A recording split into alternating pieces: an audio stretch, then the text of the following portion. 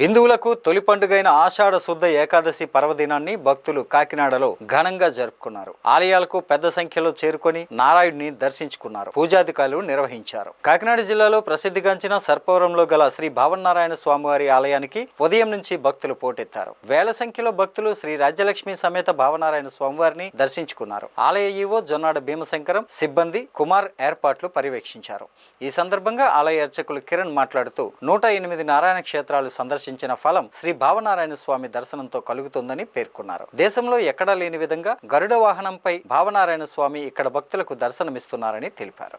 జై శ్రీ భావనారాయణ స్వామి. అష్టోత్తర శతం లోకే మమ క్షేత్రాని నారద తేషాం సర్పపురి క్షేత్రే యవ మాత్రాధికం ఫలం భావనారాయణ శ్రీమాన్ ఆరూఢ పతగేశ్వర ఆవిర్భువనే నారదాయ మహాత్మనే అని సర్పవరం శ్రీ భావనారాయణ స్వామి వారి క్షేత్ర మహాత్యం. అంటే 108 నారాయణ క్షేత్రాలను దర్శనం చేసుకున్న దర్శనా ఫలం కన్నా యవమాత్రాధికం ఫలం అంటే ఆవిగంజంత అధికమైన ఫలితం వస్తుంది ఈ ఒక్క క్షేత్రాన్ని దర్శనం చేసుకుంటే అని ఈ క్షేత్ర మహాత్యం తెలియపరుస్తోంది.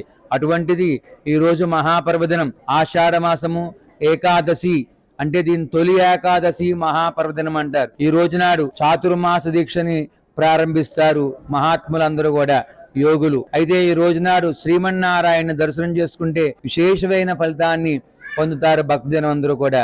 అయితే ఇక్కడ భావనారాయణ స్వామి వారు గరుడ వాహనం మీద కూర్చుని ఉంటారు. విశేషంగా ఏ క్షేత్రంలోని కూడా లేరు ఇలా ధ్రువమూర్తులు అంటే శిలామూర్తియే గరుడ వాహనం మీద కూర్చుని ఉండుట భారతదేశంలో ఇదే ప్రప్రథమైన మూర్తి. ఇక్కడ మొట్టమొదట ఇటువంటి గరుడ వాహనం మీద కూర్చుని ఉన్న వేయించేసి ఉన్న భావనారాయణ స్వామి పాతాళ భావనారాయణ స్వామి దర్శనం చేసుకుంటే విశేషమైన ఫలితాన్ని పొందుతారు. భావనారాయణ స్వామిని దర్శనం చేసుకుంటే భావమాలిన్యం పోయి నారద మహామునికి మోక్షం ఎలా అయితే వచ్చిందో భావ సంకల్పాన్ని అందరూ కూడా నెరవేర్చుకుని సకలైశ్వర్యములను ఆరోగ్యాన్ని కూడా పొందుతారని ఈ క్షేత్ర మహాత్యం తెలియపరుస్తోంది. అందువల్ల ఈరోజు తొలి ఏకాదశి పర్వదినాన సర్పవరంలో వేయించేసి ఉన్న శ్రీ భావనారాయణ స్వామి దర్శనం చేసుకుని స్వామివారి తీర్థ ప్రసాదము స్వీకరించి ఆరోగ్యాన్ని పొందవలసిందిగా కోరుచున్నాం. అదేవిధంగా ఈరోజు సాయంత్రం స్వామివారికి విశేషంగా ఏకాదశి పూజ తులసి పూజ నిర్వహిస్తారు. ఈ పూజలో స్వామివారికి దశహారతులతో స్వామివారిని దర్శింపజేస్తారు.